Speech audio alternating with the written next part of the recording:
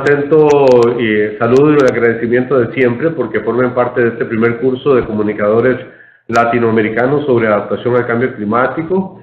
Recordemos que el curso es organizado por Latinclima y el Centro Agronómico Tropical de Investigación y Enseñanza CATIE y cuenta con el apoyo de la Earth Journalism Network y la Embajada de Holanda en Costa Rica. El día de hoy tendremos sobre la mesa el tema de cierre, el desafío de la adaptación para América Latina. Y además vamos a tener la participación de uno de los expositores, ya les digo quien nos va a mencionar qué podemos esperar como región de América Latina en la COP22, que en unos días los ojos del mundo estarán puestos sobre cómo se ha avanzado luego del gran éxito que se tuvo en la pasada COP, lograr el acuerdo entre los países, cómo hemos avanzado y qué nos espera hacia adelante, muy importante como región. Y el día de hoy nos acompañan Ana María Majano y Pascal Girón. Pascal es geógrafo, catedrático de la Universidad de Costa Rica, con una vasta experiencia como consultor para organismos internacionales como el PNUD, el BID, FAO y la UICN. Elaboró como asesor regional de políticas en temas de riesgo ambiental para PNUD en América Latina y como coordinador del programa regional de la Oficina para Mesoamérica y el Caribe de la Unión Internacional para la Conservación de la Naturaleza UICN. Actualmente es asesor senior en cambio climático para el Ministerio de Ambiente de Costa Rica y coordinador del tema pérdidas y daños para la Asociación Independiente de América Latina y el Caribe, AILAC, grupo negociador en cambio climático conformado por Costa Rica, Guatemala, Honduras, Panamá, Colombia, Perú, Paraguay y Chile. Les decía además que contamos con la participación de Ana María Majano, quien es directora del Programa Regional de Cambio Climático del CATIE. Ana María es la directora, decíamos, del Programa Regional de Cambio Climático en el CATIE desde enero del 2016. Coordina la Secretaría de la Plataforma para América Latina y el Caribe de Low Emission Development Strategies Global Partnership, LEX-GP, conocido como LEX-LAC, desde el 2013. Entre los años 2002 y 2015 trabajó para el INCAE Business School en diferentes roles, el más reciente como directora adjunta del Centro Latinoamericano para la Competitividad y el Desarrollo Sostenible. Ha sido consultora independiente para varios organismos internacionales, catedrática universitaria y miembro de las juntas directivas de varias organizaciones sin fines de lucro. Previo al 2002, fue funcionaria de organizaciones públicas y privadas en El Salvador. Tiene un doctorado y un MA en Economía de la Universidad de Tennessee, a la que asistió como becaria Fulbright. Antes de tener la primera participación, en este caso de Pascal Girón, un par de temitas importantes. En la tarde de hoy recibirán un enlace que les llevará a una pequeña, muy pequeña encuesta que vamos a realizar de satisfacción del cliente en torno a este curso. Es vital que nos ayuden con la participación. De hecho, es una condición que tenemos para la entrega de los certificados que haremos una vez haya finalizado el curso. Esto por dos razones fundamentales. Primero, porque Latinclima está comprometido con la mejora continua y no hay forma de mejorar si no conocemos qué es lo que ustedes piensan en torno al curso que recién el día de hoy iremos a finalizar. Y además por un tema de rendición de cuentas para quienes han puesto su confianza y su apoyo en este curso y esta plataforma. Muy importante, entonces recibiremos ese enlace.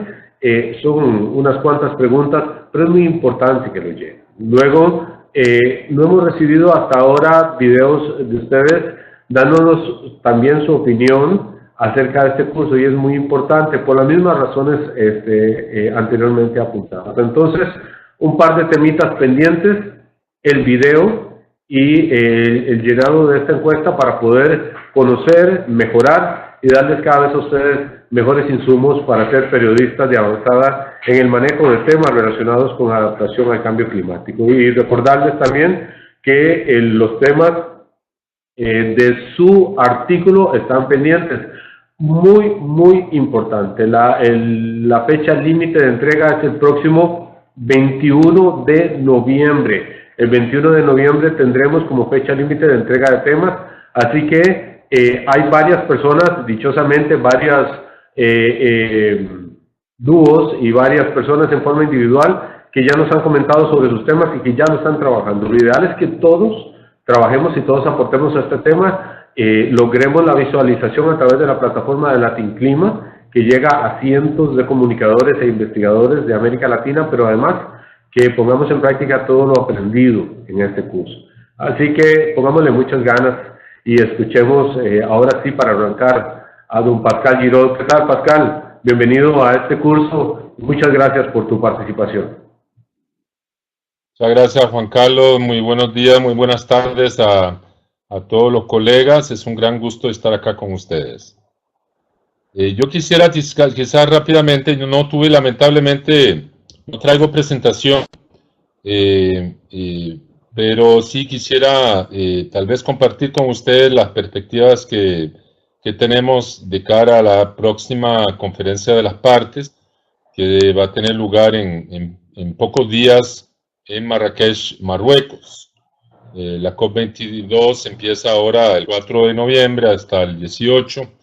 Y es una COP que se da en un contexto, yo diría, bastante inusual, en el sentido de que tenemos un acuerdo de París que fue, como muchos de ustedes saben, en la COP21 en París, logramos más de 195 países lograron un acuerdo sin precedente para un nuevo tratado de cambio climático en el marco de la Convención Marco de las Naciones Unidas por el Cambio Climático.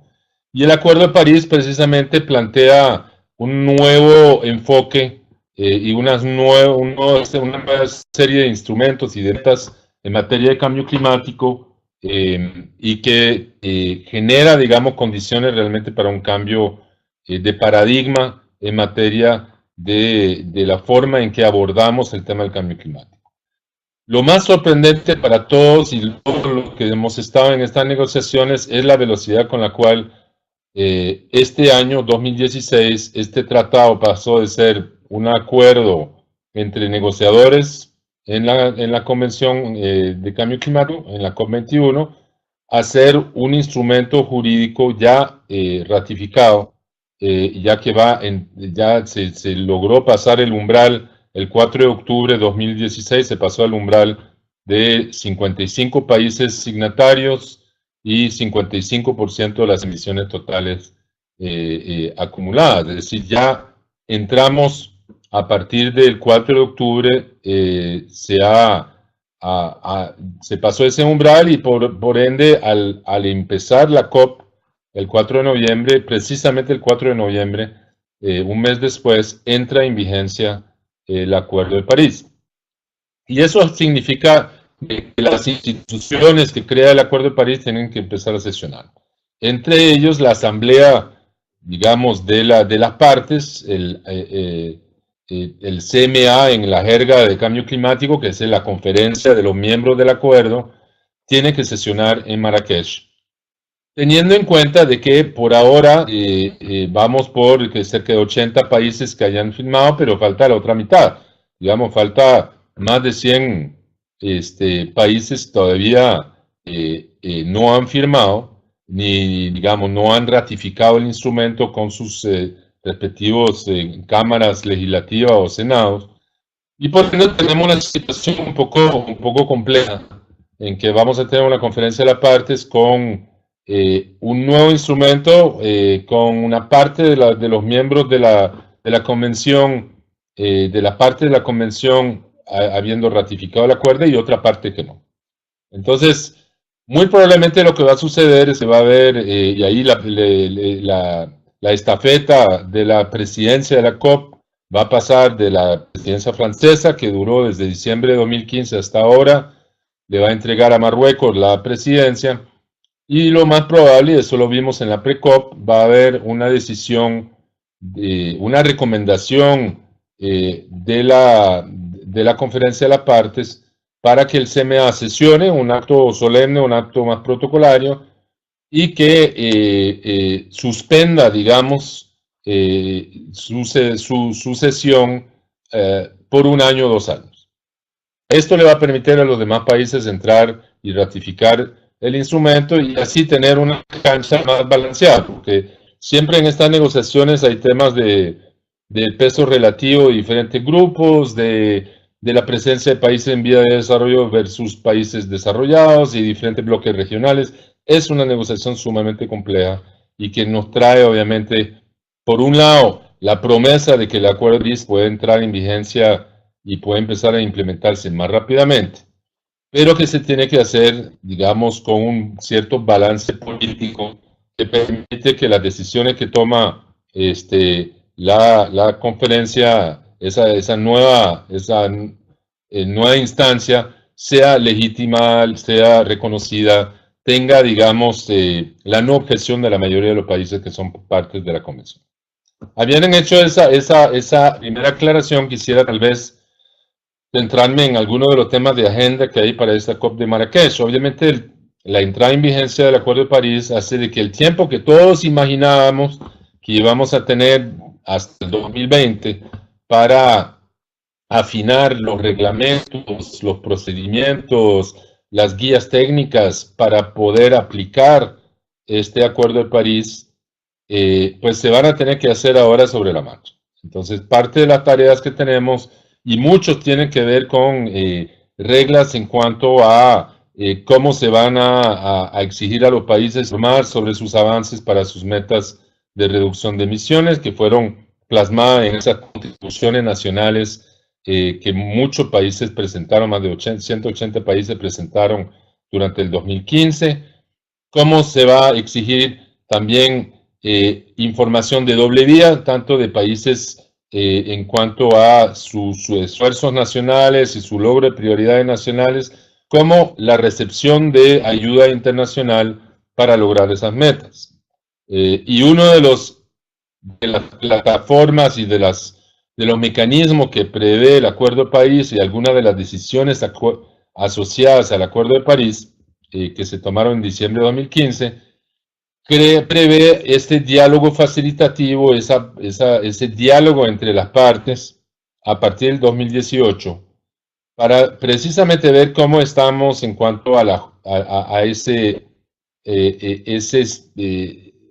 de cómo ajustar la ambición de las contribuciones nacionales a las metas a largo plazo del acuerdo.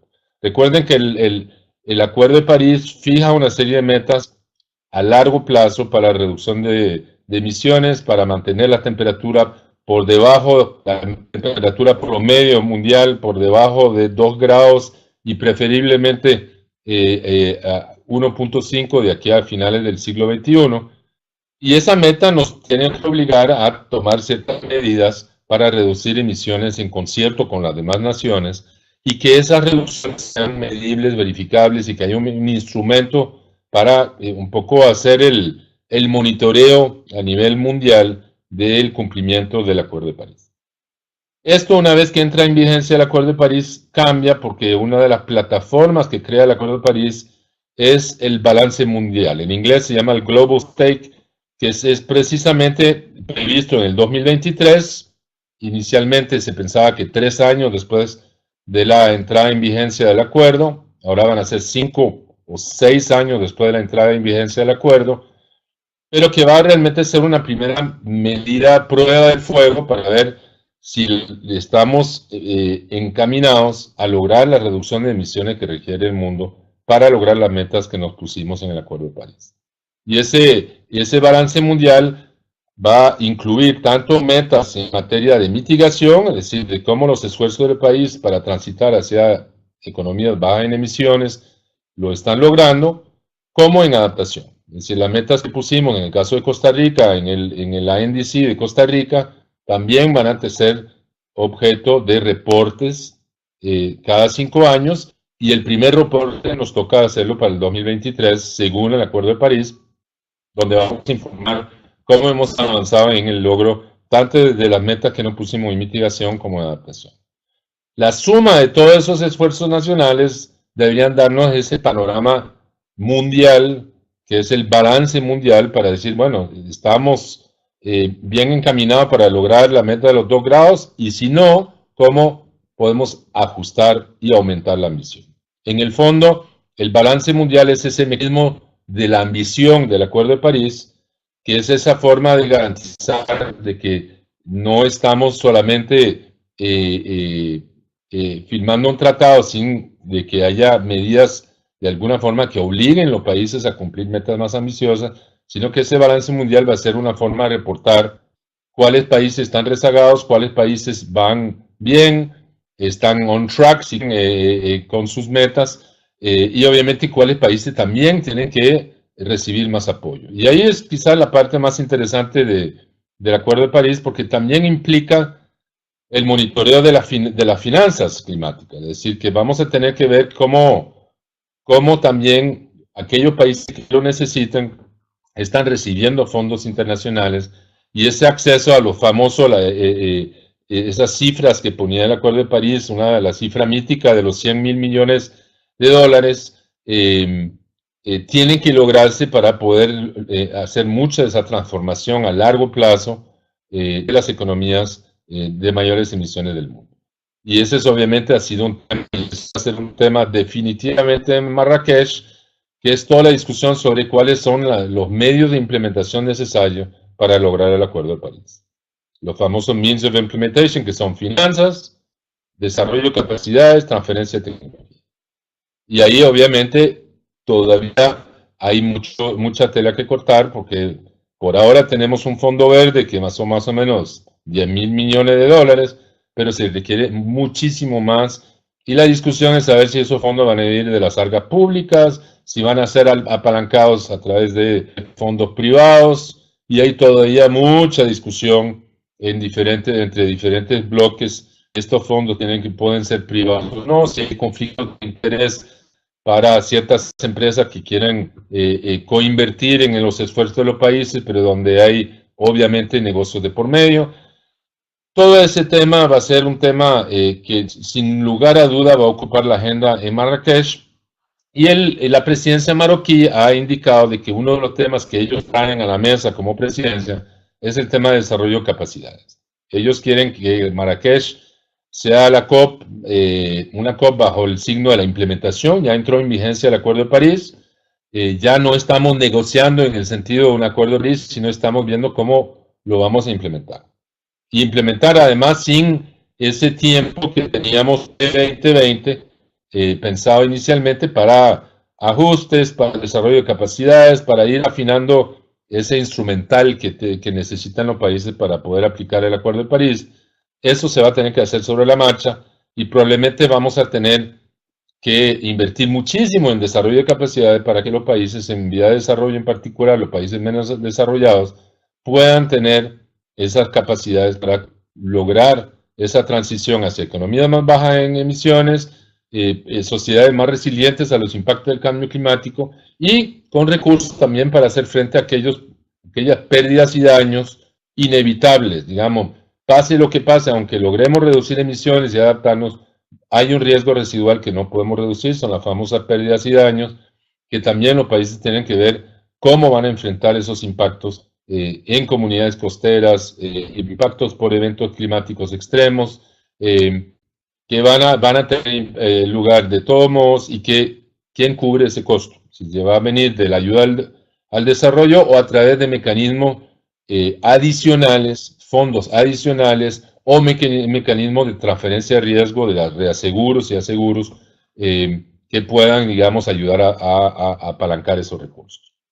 Entonces, la verdad que la agenda de Marrakech es una agenda compleja, no tanto porque estamos negociando, obviamente que celebrar el hecho que el Acuerdo de París haya entrado en vigencia, pero tenemos temas pendientes y una cierta premura porque se va a probablemente suspender el CMA del Acuerdo de París 1 año, 2 años, pero no mucho más que eso, porque hay también mucha presión para que el Acuerdo de París empiece a operar y que las instituciones que ha creado empiecen a operar y a cobrar fuerza.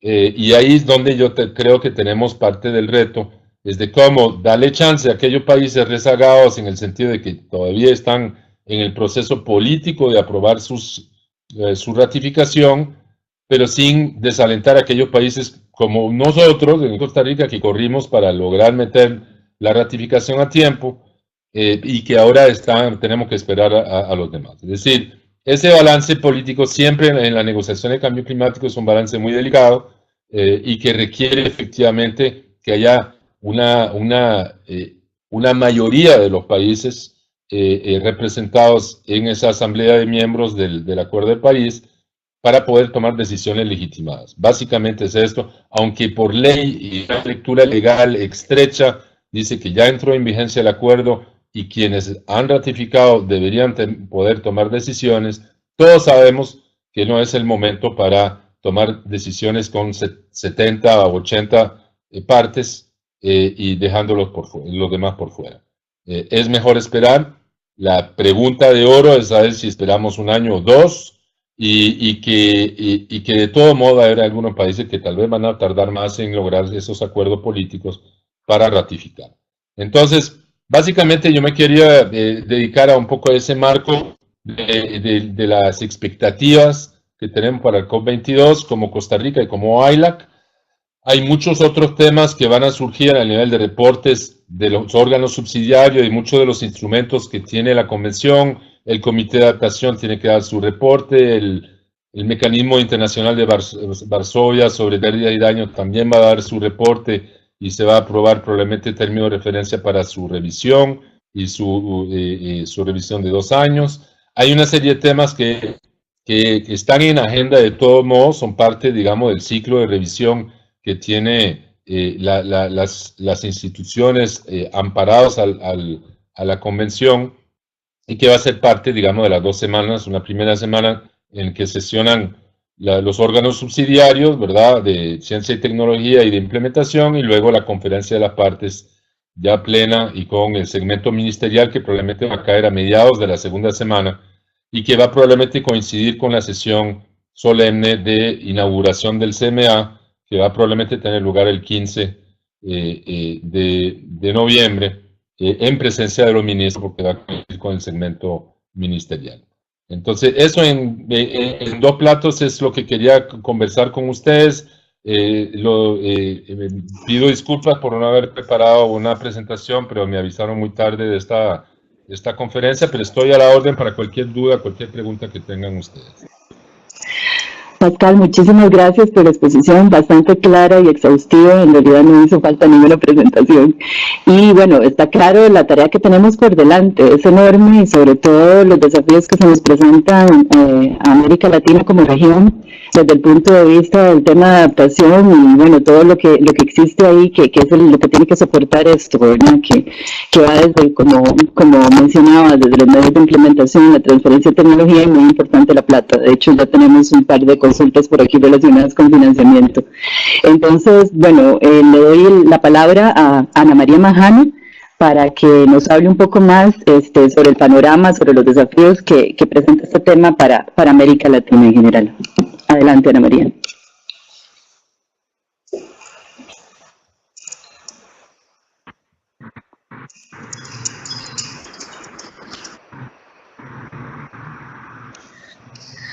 ¿Me escuchan ahora, Katiana? Sí, perfectamente. Ok, bueno, yo no preparé una presentación, creo que han tenido suficientes clases sobre los temas técnicos relacionados con adaptación, pero sí, y quisiera decir que yo no, ustedes me pidieron que yo hiciera un cierre y que hablara de cuáles son los retos de la región, y yo me voy a referir a pues el tema al que dedico gran parte de mi tiempo, que es el de hablar, ¿no?, de las negociaciones y necesariamente solo de los proyectos específicos de mitigación y adaptación, sino de la necesidad de transformar el desarrollo de la región, tanto para hacer frente al cambio climático como para satisfacer adecuadamente todas esas aspiraciones económicas y sociales que todavía no han logrado suplir nuestras sociedades, ¿verdad? Entonces, quisiera referirme a eso como cierre de este curso y como tal vez una contribución para darles como alimento para el pensamiento a todos los comunicadores, comunicadoras que están participando en este curso. Y aquí quisiera traer a colación dos infográficos que les recomiendo que los vean si ustedes no los han visto. Ambos infográficos fueron desarrollados y lamentablemente están en inglés y nunca he encontrado la traducción al español. Ambos infográficos tratan de representar los escenarios que plantea de emisiones y de impacto del cambio climático a futuro, el panel intergubernamental de expertos en su informe más reciente, ¿verdad? Y me gusta esta porque es como el cruce en el camino con respecto al carbono, ¿verdad? Y es una infografía que me parece que representa muy bien cuáles son las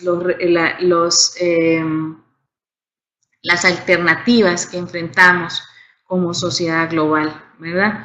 Muchas veces cuando hablamos de cambio climático, de los escenarios de cambio climático, nos imaginamos que es como una predicción absoluta de qué es lo que va a pasar, ¿verdad? Y yo creo que estas dos infografías que quisiera compartir con ustedes y recomendarles que las vean, deja bien claro que lo que va a pasar depende en gran medida de lo que nosotros hagamos ahora y en las décadas que vienen, ¿verdad? Entonces,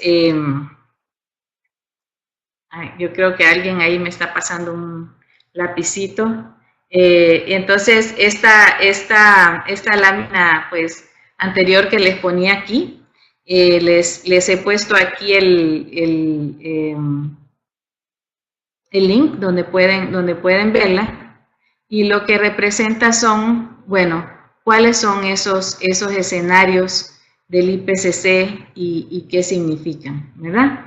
Y entonces es bien importante entender que estos escenarios presentan diferentes alternativas de cómo puede ser el futuro, dependiendo qué es lo que hagamos con respecto a nuestras emisiones de gases de efecto invernadero. Yo creo que eso es bien importante por varias cosas que después voy a discutir, ¿verdad? Si ustedes pueden ver que los 4 escenarios representados en esta infografía van desde el business as usual, ¿verdad? En los cuales las emisiones continúan creciendo a las tasas actuales, y en los cuales la temperatura global podría aumentar hasta en 4 grados centígrados para el año 2080, para el 2100. Incluso si hacemos alguna mitigación, tal como estamos haciendo ahora alguna mitigación, ¿verdad? La temperatura muy probablemente va a exceder los 2 grados centígrados. Incluso si hacemos una mitigación fuerte, nos dicen más probablemente que no, la temperatura va a exceder 2 grados centígrados, y solamente con una mitigación agresiva vamos a poder, y eso quiere decir cortar las emisiones a la mitad para el año 2050, así podríamos tener, digamos, la mayor probabilidad de no exceder el incremento de la temperatura, más de la temperatura promedio global, más de 2 grados centígrados. Entonces, yo creo que esto es bien importante tenerlo en cuenta, ¿verdad? Por varias cuestiones. Uno es ver que, y aquí ustedes pueden ver la segunda parte de esa infografía, ¿verdad? Que es una es una selección, ¿verdad? Que es algo que nosotros como sociedad estamos eligiendo qué hacer. Si seguimos como vamos con las tasas de emisiones actuales, nos vamos a enfrentar un futuro muy difícil, ¿verdad? En términos de los impactos en nuestra forma de vida, en nuestro ambiente. Y pues si hacemos los cambios, no es que vamos a poder curar el medio ambiente, pero, el cambio climático, pero vamos a tener consecuencias que son menores y que nos van a permitir alcanzar un desarrollo pues tal como lo deseamos. También hay otra infografía, esta es del World Resources Institute, y que también representa lo mismo y que se llama Escoja su futuro, ¿verdad? 4 senderos de emisiones. Igualmente, ustedes pueden ver aquí que nos dicen si continuamos con las emisiones tal como vamos, es muy probable, ¿verdad?, que para el año 2100 el incremento en la temperatura promedio global sobrepase los 4 grados centígrados, y eso quiere decir, muy importante, eso quiere decir que vamos a tener impactos, por ejemplo, en el número de personas expuestas a inundaciones, como ustedes pueden ver aquí en no sé si pueden ver el lapicito donde lo estoy poniendo. El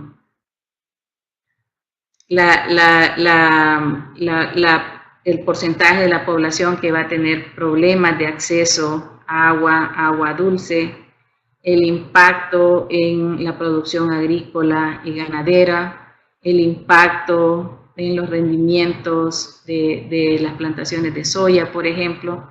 Entonces, si seguimos como vamos, está claro que vamos a tener un futuro nada prometedor, ¿verdad? En un segundo, y no voy a discutir todos los escenarios, ¿verdad? Ustedes pueden ver que incluso en este escenario de emisiones medias, en el cual logramos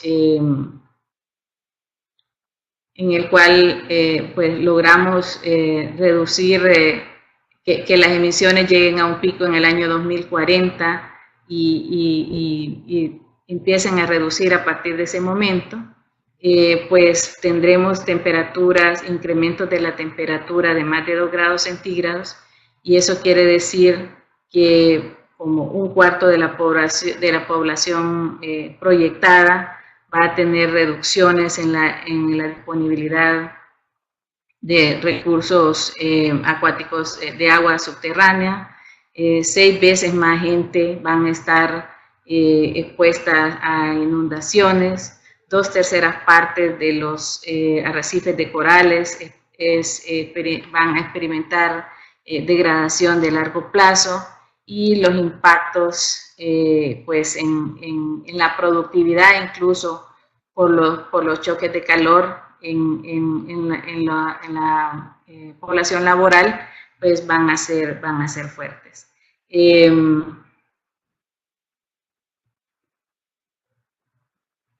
¿Qué pasa si logramos, ¿verdad? Y eso también es bien importante, ¿qué se requiere para que la temperatura global no sobrepase los 2 grados centígrados? Y ahí es bien importante ver en este gráfico, ¿verdad?, que requeriríamos que las emisiones de dióxido de carbono llegaran a un pico, a un máximo para el año 2020, y para el año 2050 lleguen a un 66% debajo de los niveles del 2010. Obviamente estos son escenarios, ¿verdad? Pero es bien importante ver esto. Aún así, tendríamos importantes, y no voy a leerlos todos, les recomiendo que ustedes lo lean, aún así, con un incremento de no más de 2 grados centígrados, tendríamos importantes impactos en la disponibilidad de agua, en fenómenos extremos, en la degradación de los corales, en la productividad agrícola y ganadera, ¿verdad? Entonces, yo creo que de aquí uno puede ver dos cosas. Uno, pues que aun cuando logremos la meta que se ha propuesto del Acuerdo de París, las consecuencias del cambio climático pues las vamos a seguir experimentando por bastante tiempo, y entonces la adaptación es fundamental. Pero también creo que es muy importante, porque entonces eso puede decir para mucha gente, bueno, entonces pongámosle todos los esfuerzos a adaptarnos porque eso es lo más importante. Pero creo que está la otra cara de la moneda, que a qué tengamos que enfrentarnos, a qué tengamos que adaptarnos, cuál va a ser esa nueva realidad. Por supuesto, depende qué hagamos con respecto a la mitigación. Entonces, esto refuerza la idea muy importante de que no es o hacer adaptación o hacer mitigación, ¿verdad? Sino que son las dos cosas. Y también muy importante, y aquí hay otro punto que muchas personas dicen, bueno, entonces eso es lo más importante, y todos deberíamos estar concentrados en eso.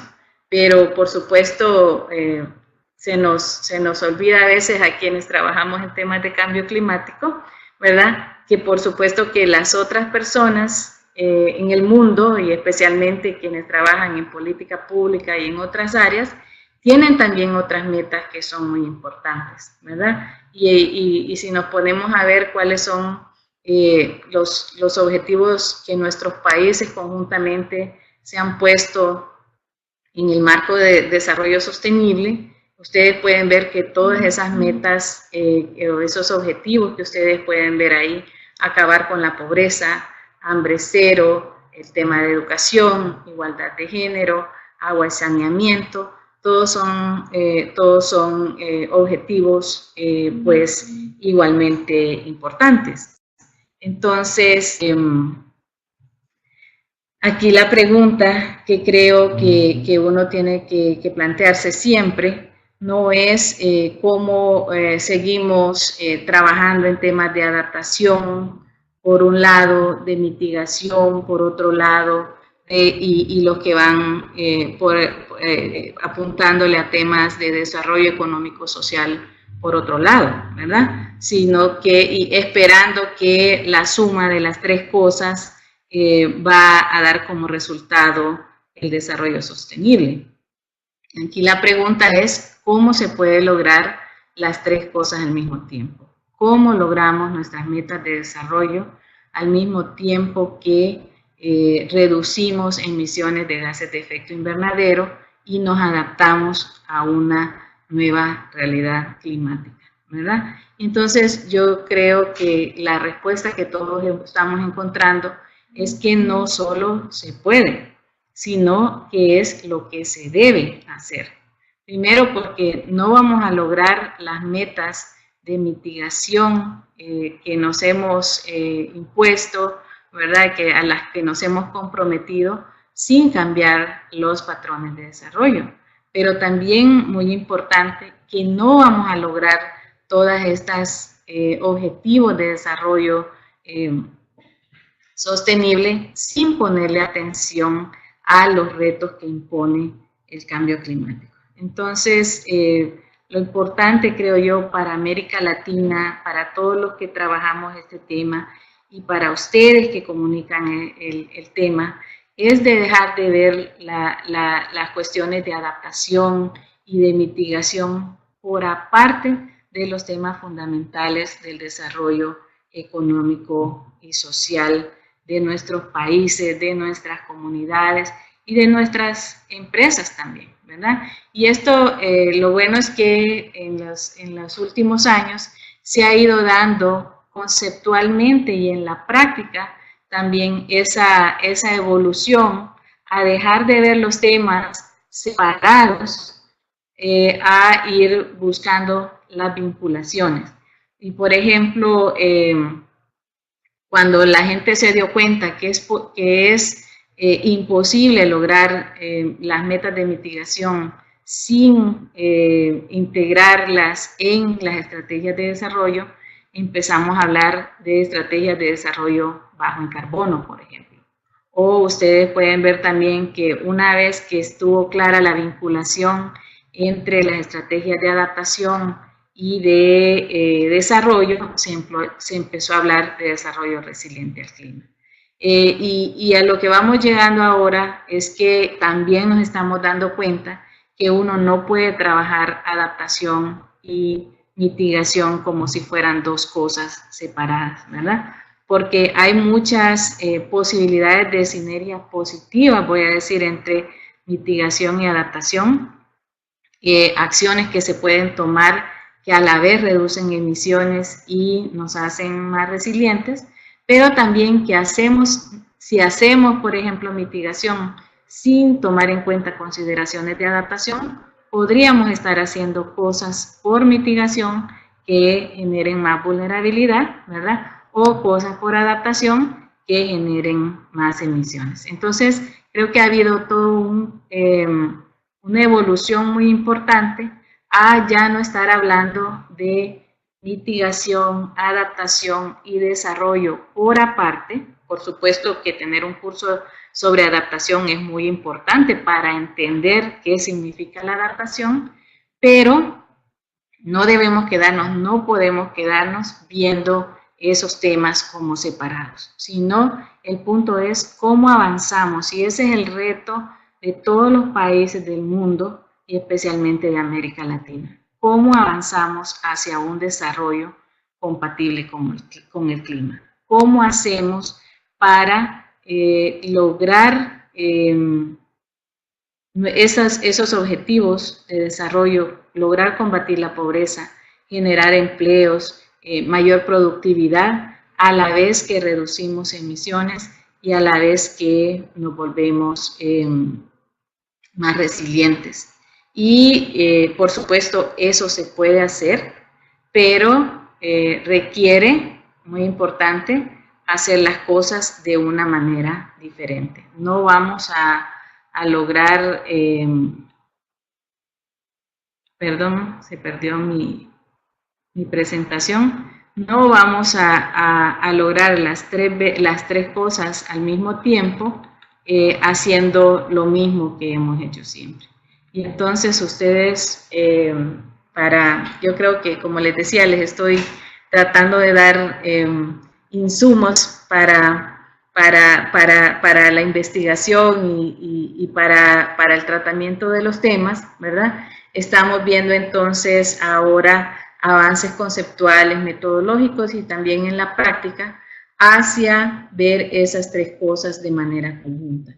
Entonces vemos los esfuerzos impulsados por la FAO, pero también por otras organizaciones de promover una agricultura climáticamente inteligente, ¿verdad? Que busca transformar los sistemas agrícolas de manera pues que se garantice seguridad alimentaria, se logre mayor productividad, se reduzcan emisiones del sector agrícola y por supuesto se reduzca vulnerabilidad, ¿verdad? También podemos ver muchas iniciativas con ese concepto de ciudades resilientes y de bajas emisiones, o ciudades climáticamente inteligentes, donde se está buscando ahora articular esfuerzos con respecto a transporte público, a movilidad no motorizada,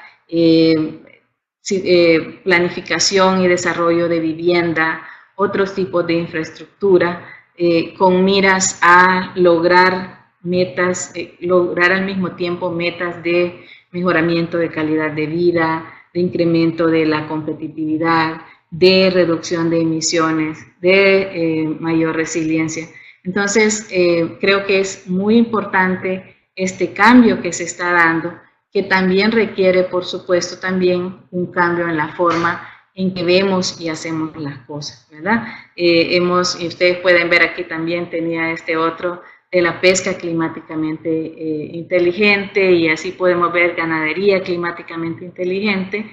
Y decía, y para cerrar, que lograr esto, lograr poner en la práctica este tipo de desarrollo diferente, se requieren varias cosas.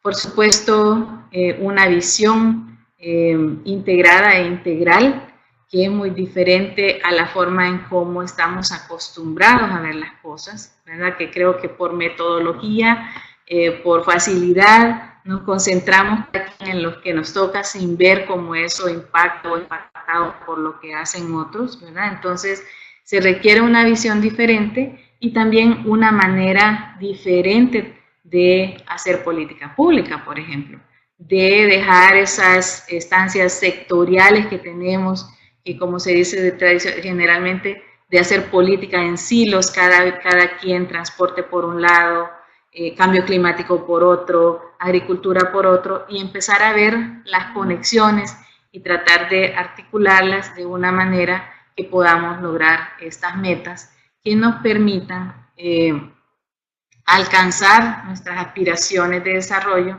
al mismo tiempo que hacer frente al cambio climático. Entonces, yo quisiera, y cuando me invitaron Katiana y Juan Carlos a presentar en este webinar, invitarles a que en su abordaje de los temas, ustedes también puedan contribuir a este cambio de visión, a no tratar los temas de cambio climático, de adaptación o de mitigación como algo separado o incluso que contradice los temas de desarrollo, pero sí a promover esa forma diferente de hacer las cosas. Entonces, esto es lo que tenía para decirles. Si quisiera cerrar, ¿verdad? Y esto que les estoy comentando es parte de la visión, la acción que promovemos desde la plataforma que, como les comentó Juan Carlos, en la que yo trabajo desde hace ya varios años. Somos una plataforma de personas y organizaciones que promovemos el desarrollo y la implementación de estrategias de desarrollo resiliente y bajo en emisiones en América Latina y el Caribe. Tenemos una página web que ustedes pueden visitar, en la que pueden acceder a recursos, a grabaciones de webinars que tenemos 2 veces al mes, en las que presentamos ejemplos, marcos conceptuales, metodologías para ir haciendo este cambio en la forma de desarrollarnos que tanto necesita la región. Muchas gracias. Muchísimas gracias, Ana María. Excelente cierre, definitivamente. Pese a que este curso ha tenido un énfasis, como estaba planteado desde el inicio, en el tema de adaptación, es precisamente este mensaje que al final necesitamos tener como comunicadores, ¿verdad? Que todo es avanzar hacia lo mismo, hacer un desarrollo bajo en emisiones y tomar en cuenta esas conexiones, ¿verdad? Que hablabas, y todo lo que implica para nosotros los comunicadores. Bueno, vamos entonces a pasar a algunas preguntas.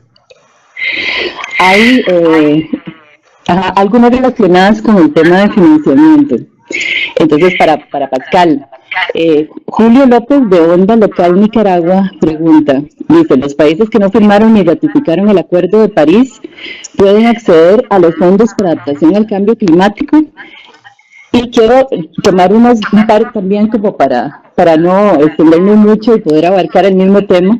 También Brigitte Hernández de Sol de Margarita, Venezuela, nos pregunta cuáles son los aspectos claves que los países latinoamericanos pueden acceder al financiamiento para los planes de adaptación haciendo uso de los recursos previstos en el Acuerdo de París. Esto viendo que las vulnerabilidades en la planificación y la gestión del desarrollo sostenible que presenta la región, es decir, entendiendo que la región presenta vulnerabilidades en esos aspectos. Y por último, para cerrar esto del financiamiento, Oriana Rizzo, del Organismo Provincial para el Desarrollo Sostenible de Argentina, pregunta cuáles son los criterios que se toman en cuenta para decidir la asignación de fondos internacionales. Entonces serían como unos 3 aspectos ahí relacionados con el tema de financiamiento que se están planteando. Bueno, contesto una vez. Bueno, sí, puede ser como, exactamente, puede ser una por una o quería plantearlas para que fuera como la visión esta del tema de financiamiento. Bueno, obviamente esta preocupación no es ajena digamos, a solo a la región latinoamericana. Todos los países en vía de desarrollo están en inquietud de ver cómo van a accesar esos recursos, sobre todo para aquellos países que plantearon metas ambiciosas en sus contribuciones nacionales, que ahora van a necesitar, y parte de esas metas condicionada que hubiese acceso a recursos financieros internacionales, van a requerir obviamente accesar esos recursos. Ahora, en el caso de aquellos países que no han ratificado y que no van a ratificar el Acuerdo de París y que no han presentado contribución nacional, la cosa obviamente es un poco diferente. Ahora bien, todos son partes, digamos, 196 países son partes del acuerdo de la Convención Marco de Cambio Climático y del instrumento financiero que ha desarrollado la Convención a través del Fondo Verde del Clima, del Fondo de Adaptación y de otros fondos como el GEF, que le permiten, que son fondos multilaterales, sin hablar de los bilaterales, que son fondos supeditados, digamos, a los órganos de la Convención, siguen siendo accesibles a todas las partes del mundo. Habiendo dicho eso, obviamente a nivel programático esos fondos van a privilegiar a aquellos países que se pusieron metas en materia de adaptación y de mitigación y que van a definir claras metas de planificación a mediano y largo plazo para lograr esas metas. Es decir, si bien en principio ningún país queda excluido de los fondos disponibles en el marco, digamos, de la Convención, los mecanismos a través de los cuales se van a accesar esos recursos tienen que estar alineados con algún instrumento internacional. Tiene que demostrar el país de que va a contribuir, sea en materia de reducción de vulnerabilidad y de adaptación, a alguna de las metas del Acuerdo de París, que lo haya firmado o no. Ahora, hay muchos matices entre esas diferentes posiciones. Yo aquí estoy hablando a título de especialista y de experto, pero no, muchas de esas definiciones van a ir a darse sobre la marcha. Por eso lo crítico, creo yo, del tema de gobernanza del Acuerdo de París. Es decir, bien, ya entró en vigencia y podría sesionar el CMA, se ha preferido, y probablemente eso es lo que va a suceder en Marruecos, darle un compás de espera para que más países estén a bordo, para que no se tomen decisiones precisamente juzgadas y que puedan perjudicar una parte o no. La idea es de que haya reglas claras y que todo el mundo pueda tener su posibilidad, digamos, de participar en su debido momento en la toma de decisión de la Convención. El tema de los fondos siempre va a ser un tema álgido, no solamente para los países latinoamericanos, y tal vez una de las preocupaciones que tenemos como ILAC es que ha habido un movimiento desde temprano en las negociaciones para privilegiar el acceso a los mecanismos de financiamiento a aquellos países más necesitados bajo la Convención. Y en esto son, en primer lugar, las islas, por ser pequeños países insulares altamente vulnerables al cambio climático, los países menos desarrollados, de los cuales la mayoría son compuestos por países africanos, y el continente africano. Y ahí hay toda una discusión sobre si además de los países menos desarrollados, incluimos África, porque incluye países como Sudáfrica, que es un país de renta media.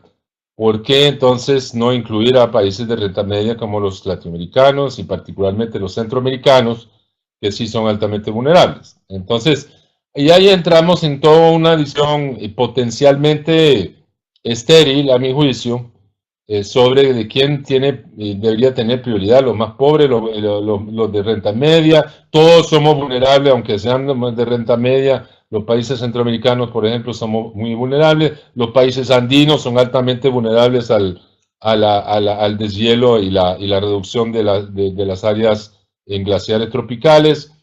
Las tierras impactadas por la sequía en América Latina son sumamente importantes, en México y en el Chaco y en otra parte. Es decir, toda la América Latina también es altamente vulnerable y sí tiene la sensación de que se va a ver perjudicada porque ya se repartió el pastel. De hecho, el Fondo Verde ya tomó una resolución que la mitad de los fondos que van para adaptación van a ir a los países menos desarrollados, las islas y el continente africano.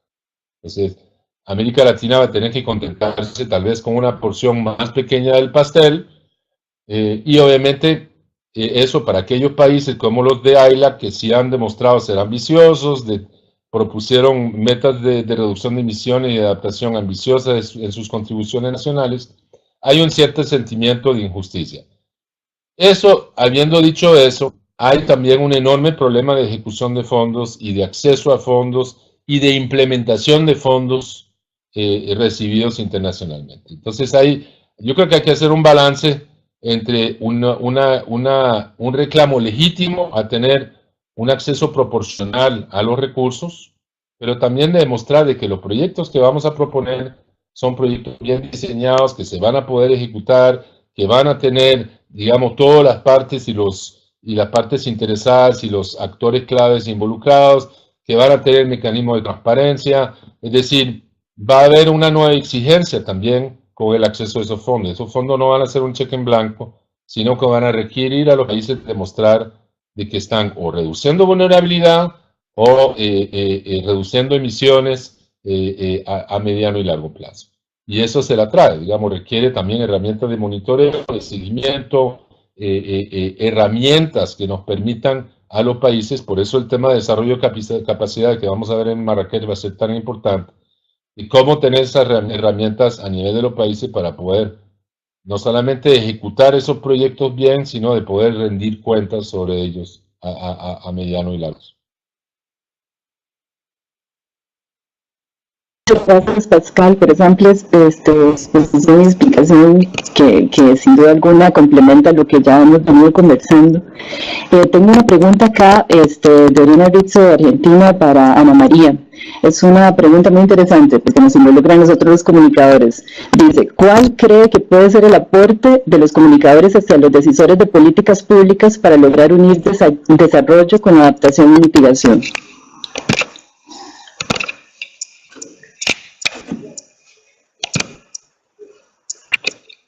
Estoy...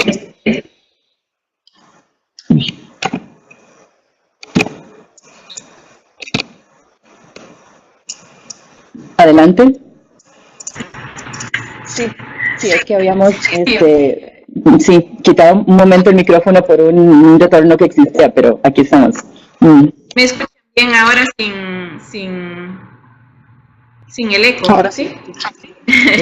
Ok, bueno. Yo creo, y por eso precisamente quería hacer el cierre, que para ustedes, para los comunicadores, el entender adecuadamente los temas, como lo están haciendo ustedes a través de este curso, es algo muy importante como base para la forma en cómo lo presentan al público, que lee, que escucha, que ve sus reportajes, sus artículos, todas sus contribuciones. Y muy importante tener ese entendimiento de las vinculaciones, como decía Katiana, ¿verdad? Entonces, cuando uno reporta sobre cualquier tema, por ejemplo, una sequía más prolongada que de costumbre, un fenómeno extremo, la incidencia de la roya en lugares donde antes no llegaba, cosas que pueden asociarse al cambio climático. Yo creo que es bien importante esa visión de que bueno, no es algo apocalíptico, aunque a veces se podría presentar así, ¿verdad? Sino es algo que resulta de un fenómeno que los seres humanos hemos causado, pero con el que también tenemos que aprender a vivir. Entonces, hacer las conexiones adecuadas, hacer las conexiones hacia qué es lo que tiene que cambiar para que ese tipo de situaciones tengan consecuencias menos negativas en la población, ver cómo las políticas públicas deben ir más allá de la atención a una emergencia, a hacer los cambios necesarios hacia promover diferentes maneras o diferentes prácticas agrícolas, medidas, programas de adaptación, etcétera. Entonces yo creo que esa visión más integral, las conexiones necesarias, ¿verdad?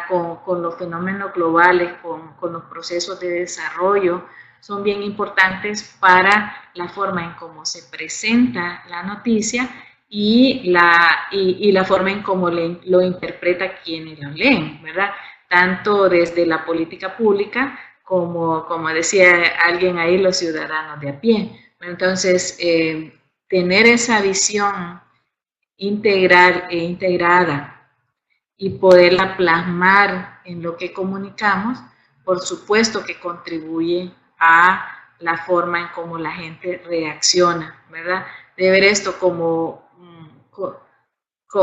algo de lo que me tengo que asustar, ¿verdad? O algo sobre lo que yo puedo actuar. Y esa es una gran responsabilidad, pero también una gran oportunidad y creo yo algo muy positivo que ustedes como comunicadores tienen, ¿verdad? De llegarle a la gente y poder, con la forma en que comunican, además de lo que comunican, poder orientar, digamos, cuál debe ser ese accionar con respecto a lo que se está comunicando.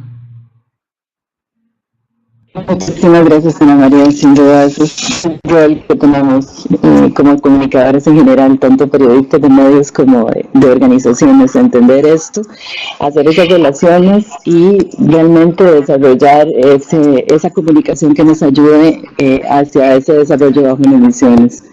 Bueno, para ir cerrando, tengo una última pregunta para ustedes dos, a partir de una consulta que hace Liliana Ladrón de la Unión Latinoamericana de Municipalistas en España.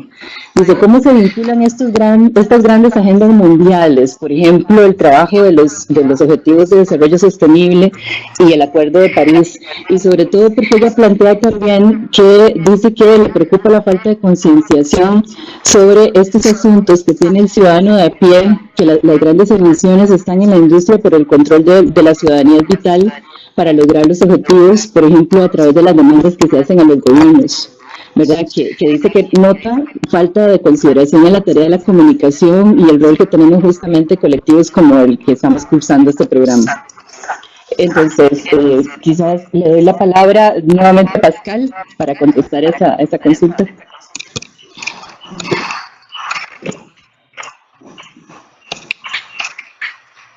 Perdona, Tatiana, se te escucha muy mal. ¿Puedes repetir tu pregunta? Bueno, la voy a resumir para evitar cualquier problema. Liliana lo que consulta es cómo se pueden vincular esas grandes agendas mundiales, por ejemplo, la relación entre los Objetivos de Desarrollo Sostenible y el Acuerdo de París, y cómo también involucrar al ciudadano de a pie, ¿verdad?, en todos estos esfuerzos y nosotros como comunicadores también. Muy buena pregunta. Yo creo que para hacer claro, el marco integrador, digamos, que tenemos desde el año pasado son los Objetivos de Desarrollo Sostenible, sin lugar a duda. Son, digamos, la primera vez que hay un marco político que integra todos esos objetivos en un solo proceso. Habiendo dicho eso, la realidad de nuestros países, y yo conozco el caso de Costa Rica, siempre se enfrenta a dos retos. Uno es de que el seguimiento de esas convenciones, de los diferentes instrumentos de acuerdos internacionales, tiende a ser repartido entre diferentes ministerios que no siempre tienen los mecanismos de coordinación intersectorial o interinstitucional adecuados. Entonces, un primer reto que tenemos en los países es afinar violines entre ministerios, entre el Ministerio de Planificación, el Ministerio de Ambiente. Muchos temas de pobreza se manejan a nivel del gabinete social de los ministerios, donde se ven temas de, digamos, de todo lo que es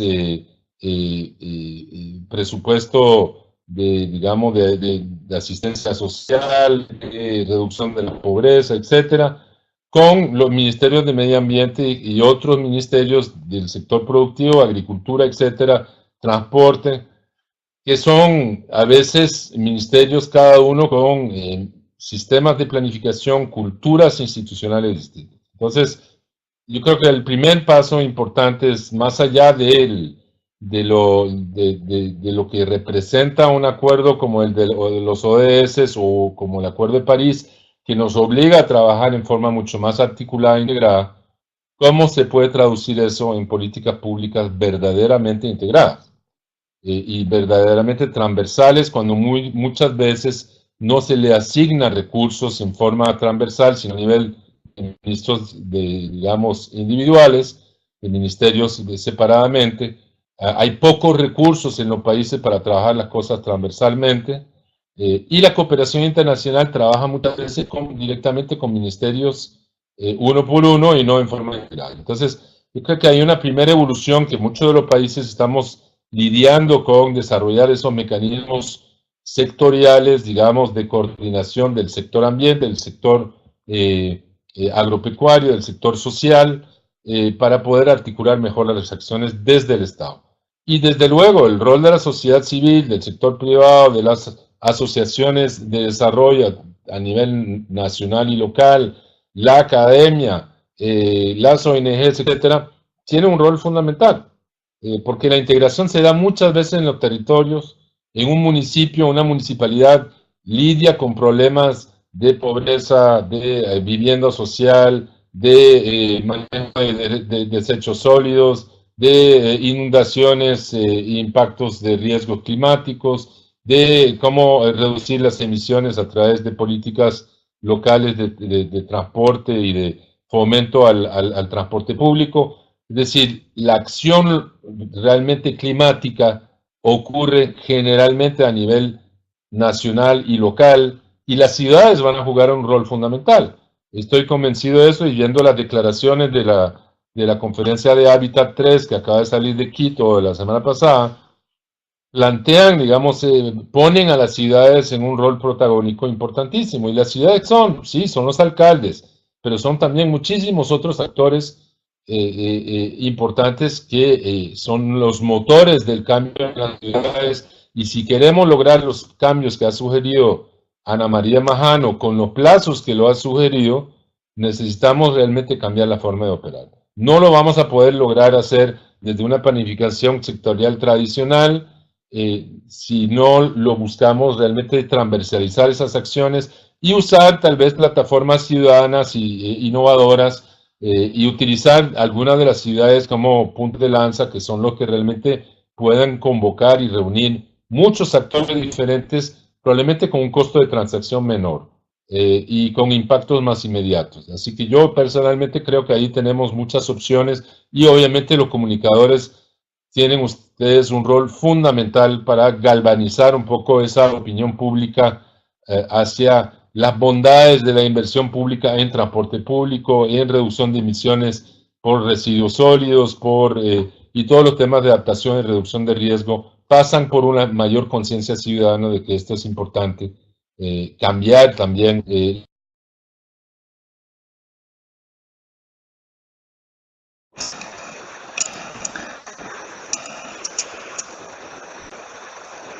Creo que se cortó Pascal. Ajá, sí, creo que tuvimos un problema, pero bueno, ya estaba finalizando en todo caso. Bueno, le doy la palabra en estos momentos a Ana María. Exacto, vamos a habilitar el micrófono. El micrófono precisamente para evitar este tipo de interferencias. ¿Me escuchan ahora? Sí, adelante. Vale. Ok, bueno, yo precisamente no voy a repetir lo que Pascal, pero totalmente de acuerdo.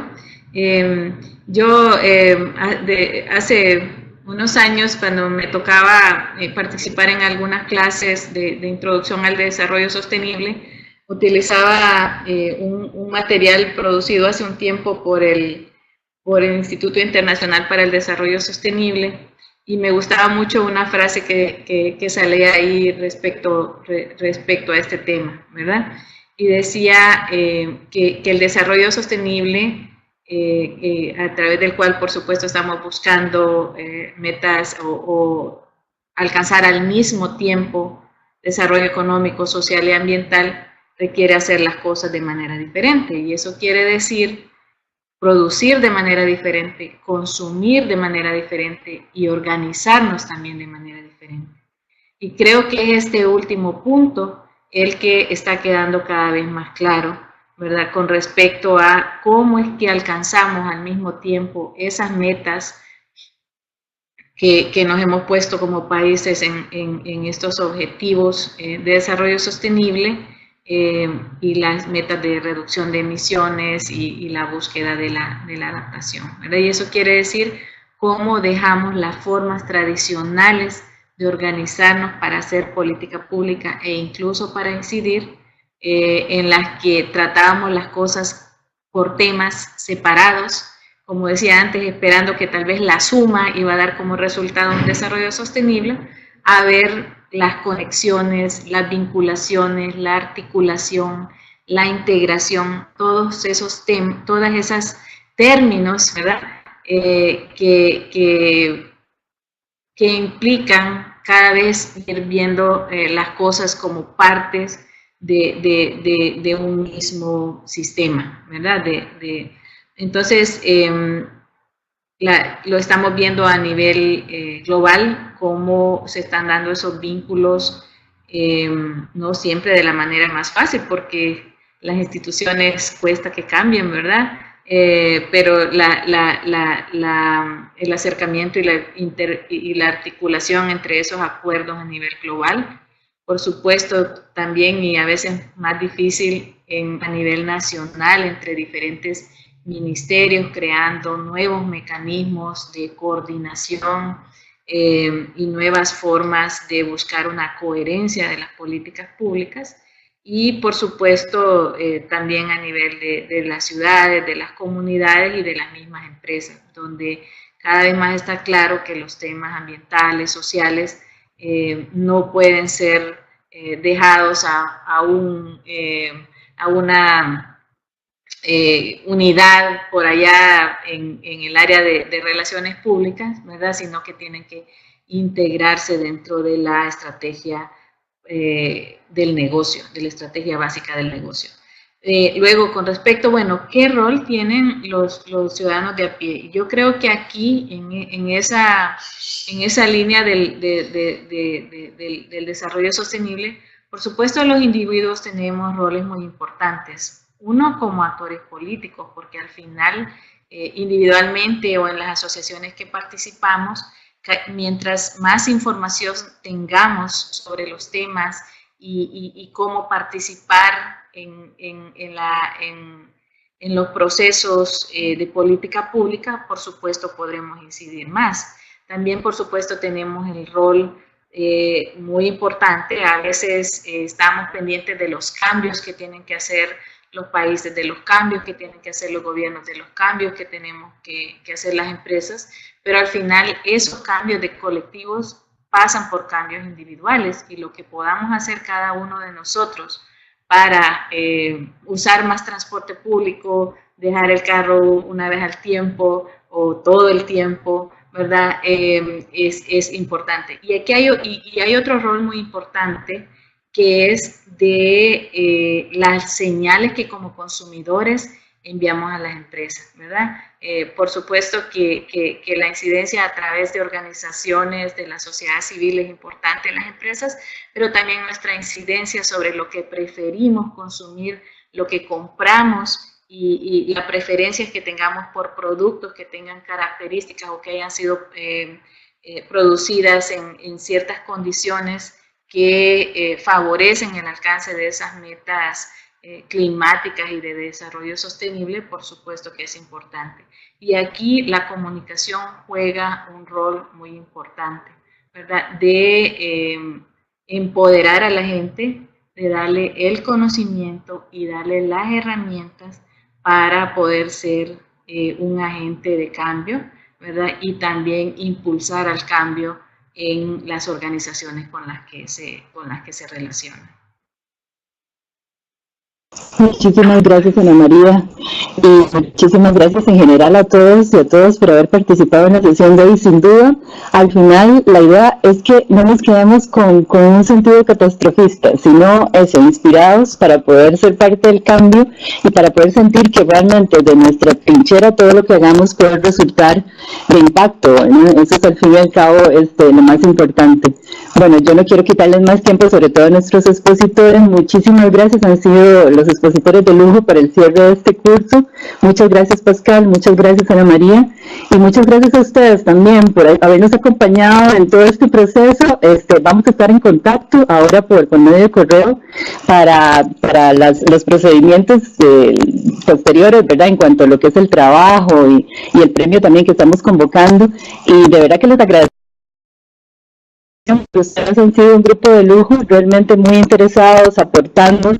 Hemos aprendido mucho de ustedes también, y también precisamente por eso les agradecemos. Bueno, muchísimas gracias y estamos en contacto.